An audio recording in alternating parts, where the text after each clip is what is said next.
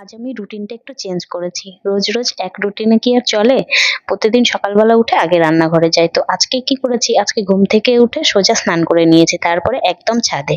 ছাদে গিয়ে দেখি সারারাত্রি বৃষ্টি হয়ে পুরো জলে ভেজা একদম ফুল গাছগুলো সব স্নান করে আছে। তো ফুল তুলে নিলাম। তারপরে চলে এলাম ঠাকুর ঘরে।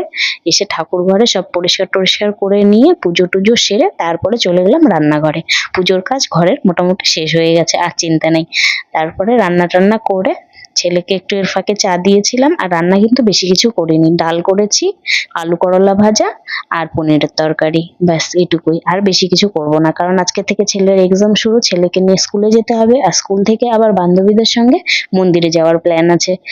তো ছেলে আর মাতে বেরিয়ে পড়লাম। ছেলেকে স্কুলে দিয়ে সোজা চলে গেলাম মন্দিরে। এই যে সব বান্ধবীরা চলে এসেছে, এবার সবাই মিলে একসঙ্গে পুজো দিয়ে বাড়ি ফিরবো। তো আজকের ভিডিওটি তোমাদের কেমন লাগলো অবশ্যই জানিও। ভালো থেকো, সুস্থ থেকো, টাটা। দেখা হচ্ছে অন্য